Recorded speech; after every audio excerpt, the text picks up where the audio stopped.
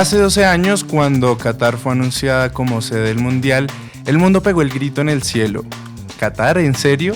Qatar iba a ser sede del Mundial a pesar de su escasa tradición futbolística. En el trasfondo de la decisión, una serie de realidades como la corrupción, los sobornos, las violaciones de derechos humanos, un presupuesto astronómico como nunca se había visto en la historia de los mundiales y muertos que se cuentan no por cientos, sino por miles.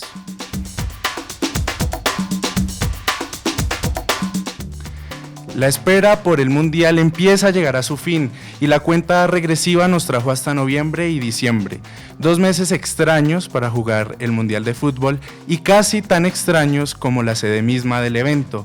Qatar no sonaba en el mundo del fútbol hasta 2010 cuando le dieron la sede del Mundial y en 2011 cuando compraron al PSG. La consolidación de su estrategia geopolítica para ubicar a Qatar, el nuevo gigante de Oriente Medio, en la boca de todo el mundo.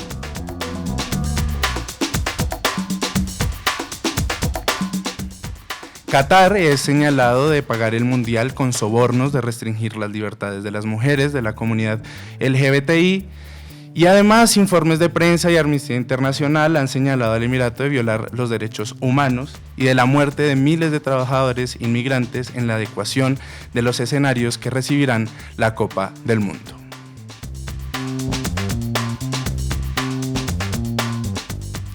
En medio de ese panorama extraño de corrupción, tretas y violaciones al derecho internacional humanitario, la pelota seguirá rodando como lo ha hecho siempre. Colombia no estará en la fiesta y es extraño, no porque sea un factor común que estemos en los mundiales de 22 Copas del Mundo, hemos estado en 6, sino porque la generación de Falcao, James y Ospina nos había hecho pensar que era normal volver a las Copas del Mundo de forma consecutiva. Teníamos una camada que nos hacía ilusionarnos con que esa continuidad se mantuviera, pero no fue así. En contraste, las selecciones femeninas viven un momento dorado, con logros inéditos como el subcampeonato del mundo en el Mundial Sub-17 que se consiguió el último fin de semana en la India.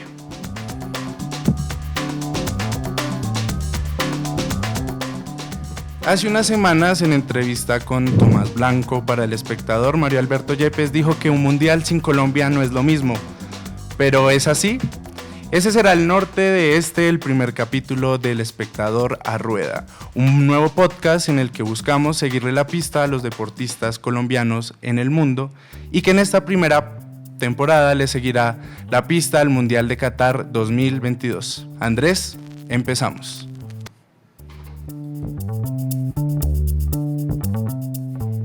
El Espectador a Rueda.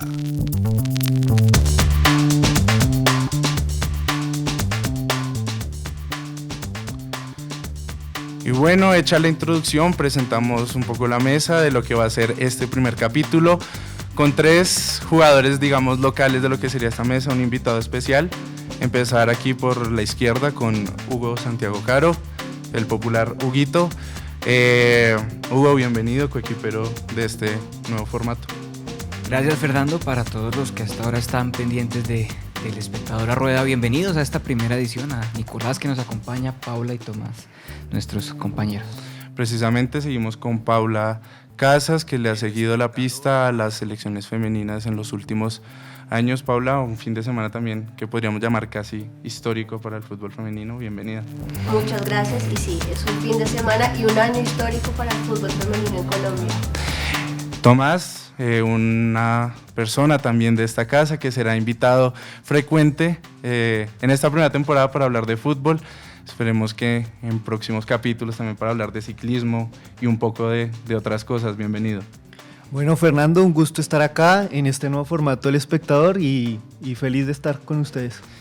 Y finalmente el invitado casi de lujo podríamos llamarlo, Nicolás Amper, periodista con amplia trayectoria en prensa escrita, radio y televisión. Pues de lujo, así que uno diría, pues, Oro Golfi de pronto. Exactamente. Actualmente, muy bien, en ESPN y RCN Radio y autor del libro Lo que el fútbol se llevó. Sí. Nicolás, bienvenido y gracias por aceptar la invitación a este primer capítulo. A ustedes mil gracias por invitarme, muy honrado de mi parte que ustedes me han tenido en cuenta para esto. Andrés, vamos con la segunda cortinilla.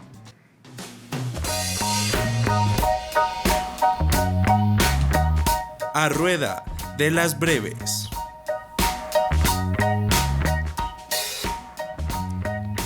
Bueno, y este espacio que es a rueda de las breves para hablar un poco de la actualidad noticiosa, un poco del deporte. Vamos a pasar con Hugo, que tiene preparadas una serie de noticias, empezando con el dominio del patinaje nuevamente, Hugo, como siempre, en los Juegos Mundiales de Skate. Sí, señor, con un protagonismo estelar de Fabriana Arias, que ya suma 18 oros en su carrera, ya en estos Juegos va 2, en los 10.000 metros, puntos más eliminación, y con el equipo de relevo. En este momento Colombia ya suma 25 medallas, supera por 9 medallas a la delegación de China Taipei. Tiene 11 oros, 7 platas y 7 bronces la delegación colombiana. Empiezan los cuadrangulares de la Liga Betplay, Hugo, un poco, cuéntanos cómo quedaron los cuadrangulares, cómo quedó el grupo A, el grupo B. El sábado empiezan los cuadrangulares, pues la primera fecha con una primera edición del Clásico Capitalino, un Millonarios Santa Fe y un Deportivo Pereira, que pese a toda la polémica que se ha suscitado esta semana por lo que podría ser la pérdida o no de su reconocimiento deportivo por los líos judiciales y jurídicos que tiene, pues recibe al Junior de Barranquilla. Esto va a ser el próximo sábado. ¿Y en el otro grupo? En el otro grupo, regáleme un momento. También preguntarle a Nicolás que el final del campeonato siempre dicen que está nivelado por lo bajo, pero trae ese condimento de picante, de ansiedad de saber qué va a pasar, ¿no? Uy, pero sí es un nivel muy bajito el que se está viendo, o sea, de acuerdo a lo que pasó en la última fecha, uno veía que Santa Fe estaba de 11, y después Millonarios de 9º, y Santa Fe termina líder con diferencia en contra. Yo lo único así que me acuerdo de un equipo que haya quedado campeón, bueno, no lo digo por Santa Fe, digo, sino por el recuerdo, fue el Coritiba, creo que fue en la temporada 86-87 en el Brasileirao. Esos tipos quedan campeones del Brasileirao con diferencia de gol en contra, o sea, una cosa rarísima, pero pues sí, es un nivel bajito el que se da, además en medio de la Navidad, pues el 7 de diciembre se acaba el torneo. Claro, un poco Tomás, la cuestión rara de Santa Fe que perdía, quedaba eliminado, ganó, quedó líder. Sí, como bien decía Nicolás, un liderazgo un poco mentiroso, un equipo que termina primero con una diferencia de gol negativa y un equipo muy corto el que tiene Alfredo Arias, un muy buen entrenador que con el Deportivo Cali ya había hecho muy bien las cosas, era un equipo que si bien no tuvo los resultados esperados, era un equipo que gustaba verlo, y este Santa Fe que sigue en construcción, creo que tal vez uno de los mejores jugadores ha sido el uruguayo Aja, que ha sido una de las grandes revelaciones de este torneo, y esperar a ver con qué sale Santa Fe. Creo que no hay un candidato fuerte entre todos los 8, tal vez el Medellín de David González ha sido uno de los que mejor ha crecido a lo largo de este torneo. Pablo, ¿algún favorito que tú veas así en los dos grupos? Lo que pasa es que no soy objetiva, ¿no? Porque soy hincha a morir de Millonarios, pero lo que le pasa al equipo realmente es inexplicable, ¿no? Venir de que supuestamente le quedaba grande la Liga Colombiana y perder tantos partidos en línea. No sé si tiene que ver algo también lo de la convocatoria, porque después de que llegaron, Álvaro Montero está cometiendo unos errores muy graves. El mismo Ginás, ya ahora es meme, el que antes era de Pedro Franco, ahora se lo dueñó Ginás con el rompecaderas. Entonces, pues mi favorito siempre va a ser Millonarios, pero siendo objetivo, creo que es tan regular el nivel que cualquiera puede quedar campeón y no hay favoritos. Sí, no hay favoritos, Hugo. Terminamos ahí con el cuadrangular B para pasar a la siguiente, por favor. Correcto. Águilas Doradas recibe al América el sábado a las 4:30 de la tarde en Río Negro, y el Medellín recibe ese mismo día al Pasto en el Metropolitano. Se me fue el nombre del estadio. También decir que los playoffs del baloncesto también empiezan, ¿no? Sí, señor. Ya están comenzando, van hasta el domingo. Titanes se enfrenta contra Cóndores de Cundinamarca, ya estuvieron jugando un par de duelos aquí en Soacha. Piratas de Bogotá se enfrenta a Corsarios. Tal vez la llave más pareja para mí entre Caribbean Storm y el Team Cali, yo creo que usted me discutirá si es así o no. Y Cimarrones del Chocó se enfrenta contra Búcaros. El mejor de 2 de 3 juegos pasa a la semifinal. Qué duelo Piratas Corsarios, ¿no? Sí. Es como el meme del hombre araña. O sea, esos nombres así de sencillo. Claro, y Piratas, que está teniendo una temporada muy buena, venía de después de torneos, no participar, ¿no? Sí, venía de torneos en los que ni siquiera participó la última temporada, pero viene en un muy buen nivel. La mano del profe Tapias. La mano del profe Tapias. Titanes seguramente va por el 7º título Cayó el invicto favorito. igual, cayó el invicto en el cierre de la fase todos contra todos, pero pues es casi un octacampeonato inédito. Finalicemos este fragmento hablando un poco de ciclismo también. Empezó la Vuelta del Porvenir, el Tour femenino. Etapas, por favor, Huguito. Sí, señor, ya se corrió la primera etapa, pues se corría al cierre de este podcast, la primera contrarreloj entre Barbosa y Vélez de 15 kilómetros. La segunda etapa será este jueves entre Barbosa y Pinchote, 108.1 kilómetros. La etapa 3 será entre Oiba y El Páramo, también Santander, de 69.3 kilómetros. Y la etapa que puede ser más interesante y también la más larga, de las más largas, entre Curití y Bucaramanga, con 2 puertos de tercera y 1 de segunda, 103 kilómetros. Y cierra en un circuito por Bucaramanga de 14 kilómetros el día domingo. Se cierra ya un poco el calendario del ciclismo nacional, Tomás, casi un experto en ciclismo. Se corrió este fin de semana el clásico RCN, campeón Aldemar Reyes. Como viste la figura de Aldemar, un último gran año con Vuelta a Colombia, ganando una etapa, oro en los bolivarianos y ahora el campeonato. Sí, se cierra este calendario sin saber cómo abre el próximo año, todavía a la expectativa de si va a haber Tour Colombia o no, y un campeón muy valeroso, el del Team Medellín, que es el mejor equipo que tiene el ciclismo colombiano hoy por hoy.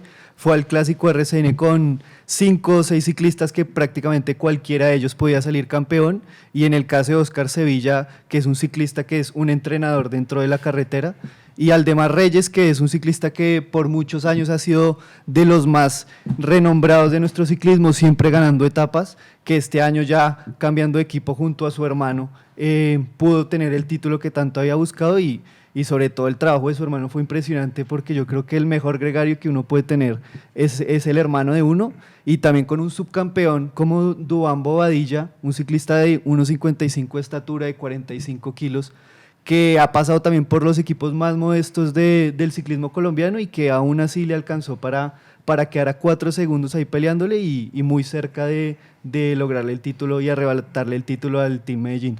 Nos sirve el clásico RCN también un poco para darle apertura al siguiente fragmento de este podcast, porque quería contarles que yo estuve cubriendo el clásico RCN, íbamos en carretera, domingo última etapa, y nadie estaba pendiente de ciclismo porque todo el mundo estaba en el televisor viendo a la selección femenina, la final del Mundial.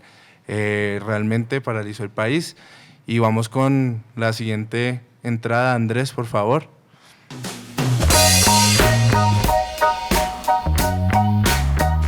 La contraportada.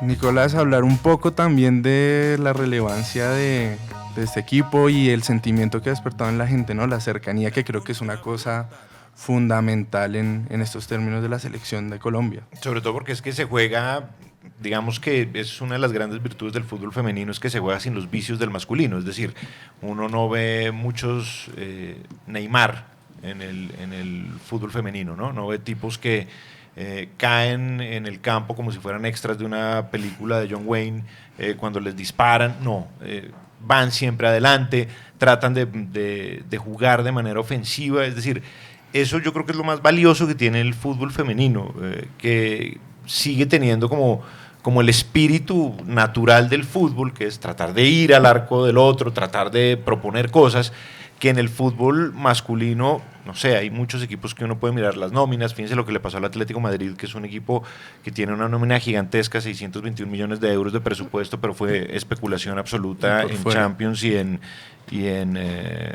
la Liga Española. Y claro, obviamente ver jugadores linda, Caicedo, bueno, en fin, todas, Agudelo, todas ellas hicieron que Colombia recuperara un poquito esa mística y ese cariño por esa camiseta que había recibido muchos golpes últimamente. El sentimiento también un poco de apropiación, de sentir el cariño por la camiseta, y un poco lo que decía Nico, pero también se escucha mucho de ustedes lograron lo que los hombres incluso no lograron, ¿no? Un poco también.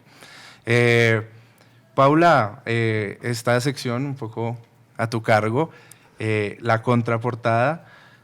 Un fin de semana en el que hablamos de la selección de fútbol femenina sub-17, pero en la que también tenemos que hablar de la selección de futsal. Háblanos un poco de ese logro de la selección en el Mundial.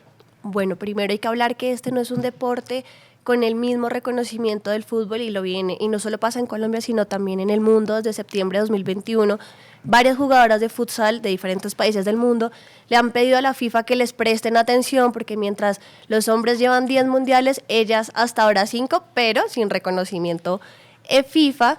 Y esto también trayéndole un poco a Colombia, pues el domingo todo el país estaba paralizado a las 9:30 de la mañana, pendiente de las gambetas de Linda, de los goles de Gabigol, de las atajadas de Luisa, pero nadie estaba pendiente a las 5 o no tenían conocimiento de esta final, y era acá en Mosquera. No tenías que irte a la India pues para estar pendiente, y ni siquiera así. Y esto también habla un poco y una culpa también de los medios por no prestarle la suficiente atención. Mucha gente no sabe que esta es la segunda vez que Colombia se consagra campeona de este mundial, cuando le ganó en 2013 3-2 a Venezuela, y pues lo que pasó el domingo, y además ha sido 2 veces tercera en este torneo, una en 2008 y otra en 2017. Entonces creo que es un momento en el que las mismas jugadoras nos están llamando la atención de, hey, acá hay talento, préstenos más atención a lo que estamos haciendo. Un trayecto arrollador de la selección de futsal en el Mundial, con goleadas. A Canadá 12-0 fue, ¿no? 12-0. En la final. 53 goles a favor y 0 en contra. 56. 56. Goles a favor y 0 en contra. ¿Cuál fue ese camino, Paula, para tenerlo ahí presente? Bueno, la primera fecha casualmente fue con Canadá, le ganamos 8-0, luego venció 13-0 a Australia, De verdad, pobrecita. 7-0 a Uruguay, y pues clasificaron de primera en su grupo con una diferencia de goles de 29 goles a favor y 0 en contra. En los cuartos de final le ganó 9-0 a Paraguay. La semifinal se vivió como una final, pues porque era contra Venezuela, quienes ya habían ganado, y ganó 6-0, y su último rival pues fue Canadá, 12-0. Selección femenina sub-17 también paralizó el país, después de ese recuento. Un poco, Tomás, también hablemos de la figura de Linda Caicedo, de lo que representaba ese equipo o lo que representó este mundial. Sí, y no es solo Linda, ¿no? Era un equipo muy completo. De hecho, la arquera Luisa Agudelo tiene 15 años puesta en el próximo mundial. También en la sub-20 tenemos a Natalia Giraldo, que es otra arquera que tiene muchísimo futuro. Y sí, como lo decíamos antes, es una selección el fútbol femenino es menos especulativo que el de los hombres. Algo que pasa también en el ciclismo, que es menos cerebral, menos planeado, sino que es, en el buen sentido de la palabra, un poquito ese espíritu amateur, de querer ganar, de querer buscarlo. Y la verdad creo que el cambio del fútbol femenino, ya sabemos la falta de buena fe tal vez de las directivas, pero hay un cambio cultural, y a ese cambio cultural que vienen desde los patrocinadores y desde el público como tal, creo que fue un punto de quiebre para el fútbol femenino. Claro, es un fútbol mucho más también naciente, ¿no? Una irrupción brutal. Paula, este año la selección femenina, muchos logros, o sea, no solo el Mundial Sub-17, estamos hablando de la Copa América. Por favor, un recuentico ahí breve de lo que consiguió la selección femenina también este año. Bueno, digamos que, como les dije al comienzo, este año es el año del fútbol femenino. Tuve la fortuna de ir a Cali, Armenia, Bucaramanga a cubrir la Copa América Femenina. Realmente el público ha cambiado un poco su chip, ya por lo menos están pendientes, saben los nombres de las jugadoras, sus historias, los números. Y estadios llenos. Los estadios llenos, justamente en esta Copa América tuvimos 2 récords de asistencias, la semifinal que se disputó contra Argentina en Bucaramanga, 19,000 asistentes, y la final ante Brasil con 25,000 personas. Entonces, si van a decir que el fútbol femenino no venden, pues acá le tenemos las cifras que sí vende, el público sí está muy interesado. Lo que pasa, por supuesto, es que falta un torneo digno, ¿no? Entonces nos decían que las jugadoras sub-17 amateur, 21 de esas jugadoras, 12 están en la liga profesional femenina. Que ganen como amateur quiere decir que nuestra liga es pésima, pero están en una liga profesional. Y en cuanto a los logros, este año Suramericano Sub-20 subcampeonas, Suramericano Sub-17 subcampeonas, campeonas en los Juegos Bolivarianos, llegaron a cuartos de final del Mundial Sub-20 y fueron subcampeonas del Mundial Sub-17. A eso se le suma las mayores, subcampeonas en Copa América, además clasificaron a los Juegos Olímpicos de París 2024 y el Mundial de Australia-Nueva Zelanda, que comienza el 20 de julio de 2023. Nicolás, los resultados hablan por sí solos y uno podía imaginar alguna vez en cualquier rama que Colombia podía quedar subcampeona del mundo. Difícil, ¿no? Porque estábamos acostumbrados a decepciones absolutas y era un poco lo que decía Tomás del amateurismo, porque el amateurismo, al menos desde mi visión, tiene dos caminos. Uno que es el amateurismo bien entendido, que es ese espíritu tremendo de saber lo valioso que es el deporte y de que un poco eso es lo que ha dado el olimpismo pues históricamente, pero también está el amateurismo, que en este caso va para los dirigentes, que el amateurismo mal entendido es como cuando uno arma un equipo de fútbol, ya hace siglos no juego, pero cuando hacía eso, uno armaba un equipo de fútbol con los amigos, entonces uno llamaba, oiga, ¿qué hubo? Está, no sé qué.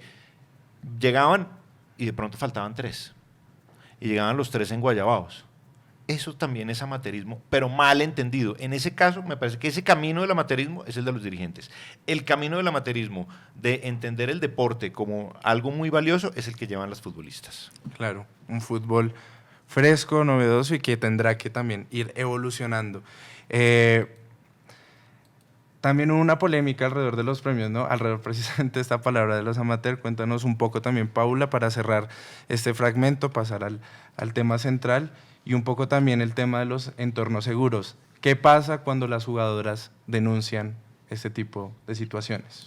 Bueno, ya sabemos qué pasa, que las terminan callando. Digamos que el veto más conocido fue el de Daniela Montoya, que cuando denunció en 2015 los premios justamente por su participación en el Mundial de Canadá, dieron la orden de que no fuera convocada a los Olímpicos de 2016. Pero nadie se ha sentado a preguntar quién le va a volver a la jugadora hace tiempo, esa ilusión, lo que se llevó preparando. Claro, ahorita es la capitana de Colombia, pero ¿a costa de qué? A costa de que en 2019 Isabel Echeverry, Melissa Ortiz, Natalia Gaitán, Yoreli Rincón se atrevieron a denunciar y mostraron con pruebas ese veto de Daniela Montoya, y ahora el veto se traslada a ellas. Y ahorita, retomando un poco el tema de la sub-17, estamos celebrando su subcampeonato, estamos celebrando el proceso tan increíble que está teniendo el fútbol femenino, pero no nos hemos sentado a pensar en los entornos seguros. Desde que se conoció las denuncias contra un reconocido club femenino aquí en Bogotá, esas jugadoras, los papás decidieron no hacer públicas las denuncias hasta que acabaran su ciclo, porque venían en microciclos, hicieron parte del suramericano en el que Colombia se quedó subcampeón y casualmente denunciaron violencias de género. Hay unas denuncias muy graves y no fueron convocadas al Mundial. Y son jugadoras de 17 años que hoy en día están odiando a sus papás por haber denunciado. ¿Qué mensaje les estamos dando a esas niñas de 15, 14, 13 años que sueñan con ser futbolistas, que sueñan ser Lacey, Catalina, la misma Catalina Pérez? Y no pasa absolutamente nada. Queríamos cerrar con este fragmento y pasar un poco al siguiente, en ese contraste que estábamos hablando un poco desde el editorial. Ese apogeo del fútbol femenino, esa irrupción un poco bestial, contrasta con el momento actual del fútbol colombiano. Tomás hace poco le hizo una entrevista a Manuel Alberto Yepes y él dijo que en una de las respuestas sobre la eliminación dijo: dolió mucho, pero es un duelo que hay que hacer. Un mundial sin Colombia no es lo mismo. Necesitamos gente con deseo y ganas de trabajar para que salgamos adelante. Ver el fútbol colombiano sin mundial, mirando los torneos internacionales de lejos, sin poder avanzar las rondas, son factores que deben hacernos replantear lo que estamos haciendo. ¿Qué tan común es ver un mundial sin Colombia realmente? Pues son 6 que participaciones en 22, Nicolás. Yo me crié en la época en donde nunca se iba al mundial. O sea, donde la gente le hacía barra a Brasil o Argentina o eso. O sea, yo me crié con Colombia sin mundiales. Cuando ya viene la irrupción de la generación Maturana, el Pibe, todos esos fútbol, Iguarán, cambia la perspectiva y después volvemos a sufrir un bache histórico que es del 98 hasta que llega Pekerman, que ahí duramos también un montón de tiempo. Entonces digamos que para mí no es tan extraño que Colombia no esté en un mundial. por lo que hemos hablado, porque las cifras lo demuestran. Colombia no es un país mundialista para jugar fútbol, pero sí sorprende por la cantidad de talentos que hay en la formación, digamos. Son tipos que han jugado en canchas difíciles, que han tenido que enfrentarse a los mejores del mundo, y eso habla mal de lo que fue un proceso súper fallido, donde se cometieron 200.000 fallas, entre ellas ese final de cuarta categoría que se le dio a Peckerman, la entrada de Queiroz, que era un entrenador que era, pero es decir, hasta Stevie Wonder sabía y podía ver que no era un tipo que tuviera una identificación con el fútbol colombiano. El que vio a Irán en el Mundial de Rusia sabe a lo que juega Queiroz, el que vio al Real Madrid de los Galácticos sabe a qué juega Queiroz, y eso fue un grave error. Y después Rueda, que ahí trató como de manejar las cosas, al final yo creo que por el mismo miedo o la misma presión de quedar eliminado terminó siendo muy pacato en algunos planteamientos, y nos quedamos por fuera con un plantel que es buenísimo. Yo no sé quién me decía ayer que Colombia debe ser como el tercer plantel, que eso es muy colombiano también, no sé si muy colombiano. Sí, que es el tercer mejor plantel de Sudamérica. Yo no sé si tanto, pero sí es para que esté en un mundial, digamos. Ese equipo que quedó eliminado era para que estuviera en un mundial. Tomás hablaba un poco también, Nicolás, del tema de la identidad, ¿no? Queiroz, hace poquito aquí en El Espectador lanzamos un especial documental alrededor preguntándonos por eso, por la identidad. ¿Podemos hablar de eso? Si hay una crisis alrededor, en este contraste que estamos hablando. Sí, yo creo que toda la vida hemos tenido un tema de crisis de identidad. En el especial decimos una frase que yo creo que resume todo, y es que el que no sabe para dónde va, cualquier bus le sirve, y creo que eso resume lo que somos y lo que ha sido la historia del fútbol colombiano, siempre persiguiendo una identidad que hasta nos cuesta describir a nosotros los periodistas.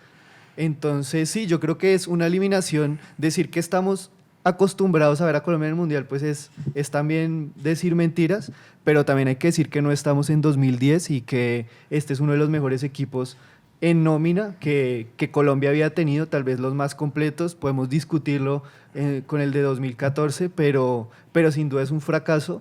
Y es imposible no comparar, ¿no? Yo siempre pienso que las comparaciones son odiosas, pero eso es como cuando la Copa América y la Eurocopa se jugaron al mismo tiempo, que era imposible no comparar una cosa con otra. No, Entonces, Además que fue la peor que hemos tenido en mucho tiempo. y lo mismo está pasando en el fútbol femenino, ¿no? Que de 2018 para acá solo 2 equipos han pasado la fase de grupos, y uno se pone a mirar las participaciones colombianas en la Libertadores femenina y tenemos campeón, subcampeón, Finalistas, sí. tercer lugar, 3 semifinalistas. Entonces, si bien no es justo una comparación, es imposible tampoco no hacerla.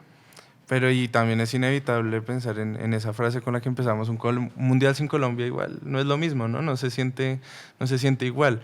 Hablando un poco ahorita lo de el libro de lo que el fútbol se llevó, ese libro también tiene el capítulo de 1994, un poco de esa ansiedad, ¿no?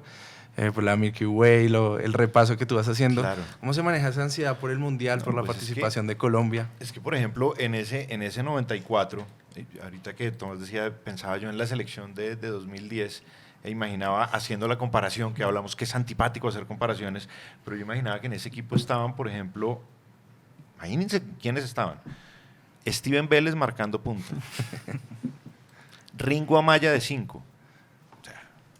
Le digo, antes no nos eliminaron de la eliminatoria con ese equipo. Pero en el 94 pues se da como esa gran explosión de una generación magnífica de futbolistas. Pero volvemos al cuento, el tema de ser colombiano a veces pesa mucho, ¿no? Nosotros hemos sido criados en medio de una vorágine extrañísima de sucesos desde 1810 hasta hoy, en donde todo es cambiante, donde los valores se han trastocado desde los 70s, que empieza la bonanza marimbera, hasta hoy. Hay una cantidad de cosas que han marcado finalmente esta sociedad, esos valores traquetos que, por supuesto, han seguido funcionando. Y en el 94 fuimos, digamos que, traquetos de pensamiento, porque somos campeones del mundo y no hay nadie mejor que nosotros y somos unos berracos. Y llega Rumania en el primer partido y nos suena con simplemente, alguna vez Óscar Córdoba lo dijo varias veces, nosotros no conocíamos a Rumania, ¿no? O sea, no, Ángel Jordanescu, que era el técnico de Rumania, ese tipo ha sido criado en escuela militar, en la Rumania de Ceausescu, pues una cosa un poquito densa, pero el tipo tenía, en tiempos en donde o sea, YouTube no existía, no había nada, el tipo tenía 200 betas y 200 VHS de cómo se perfilaba Faustino Asprilla antes de patear al arco, tanto con la selección como en el Parma.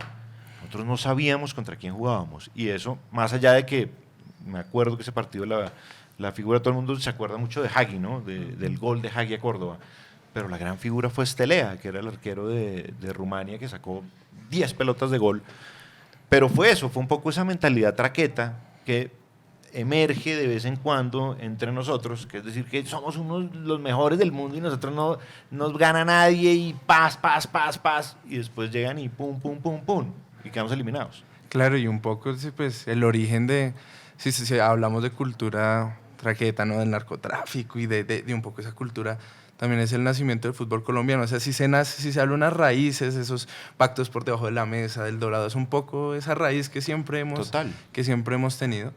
El Dorado fue a aprovechar una huelga.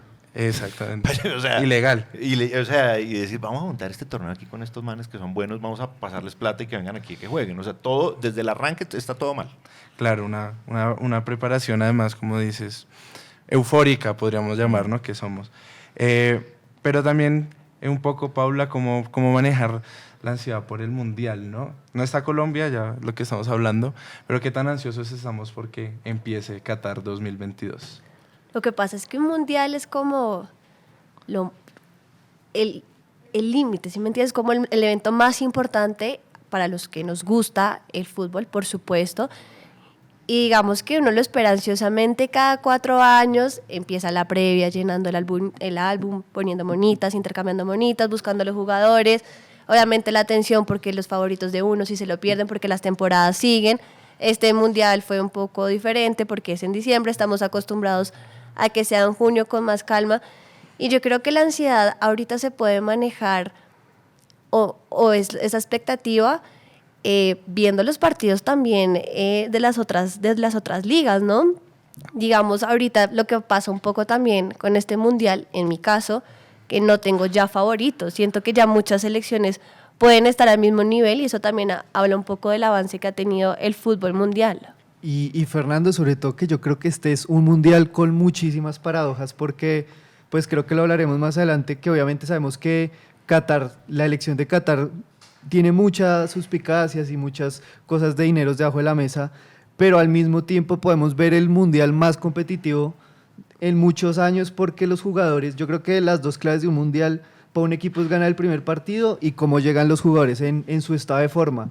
Y este mundial todos los jugadores van a llegar con el tanque, no van a tener 70, 60 Exacto. partidos encima, entonces a nivel competitivo creo que podemos ver un espectáculo mayor a lo que estamos acostumbrados, y también pensando en que el próximo mundial tenemos 48 equipos, que no va a ser lo mismo, que también vamos a tener mundiales de 3, 4 países, que para la gente que ha vivido un mundial le quita un poco ese ingrediente de fiesta, de la fiesta que es. Eso ya va a ser como una lunada. Sí, como una lunada. invitacional, como una cosa así, ya con 48 y en 200 países ya eso Sí, es se una lunada, es una lunada. pierde la chispa, yo pienso que se pierde la chispa y después metámosle cada 2 años, entonces es un mundial que obviamente tiene muchísimos problemas estructurales y dirigenciales, pero para el que ama el fútbol también es como esa nostalgia de que puede ser el último mundial De muchas figuras.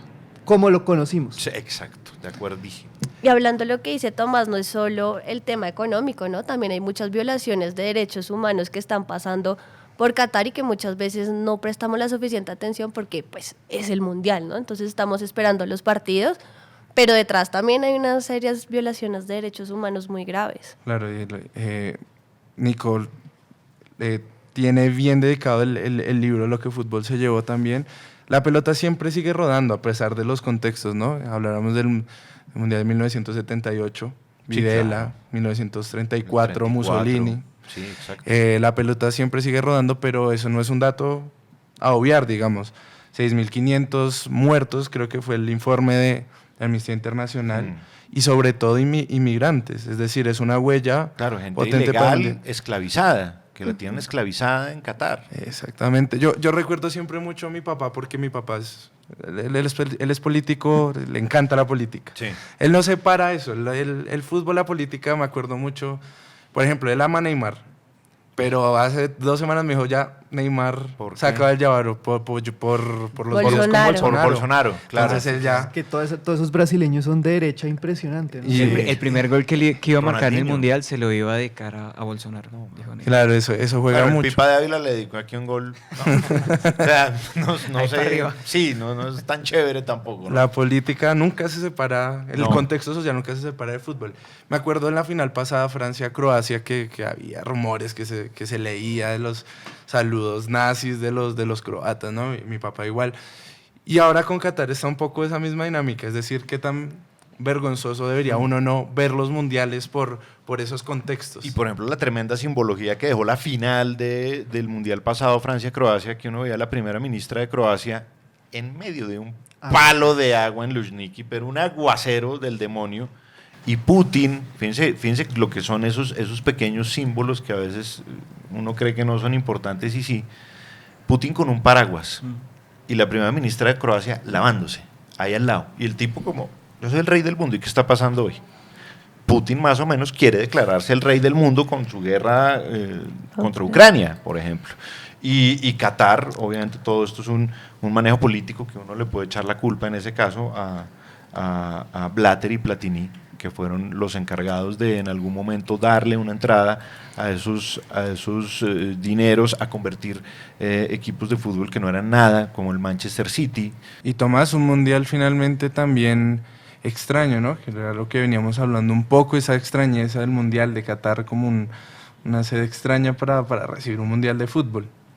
Sí, yo creo que si le tuviéramos que sacar algo bueno a la designación de Qatar del Mundial, sería cuando este Mundial de Qatar y Rusia se eligieron el mismo día en la sede de la FIFA en 2010, y el que está compitiendo ahí mano a mano con ellos era Estados Unidos, y Estados Unidos fue con una delegación grandísima, con Morgan Freeman, con Bill Clinton, Landon Donovan.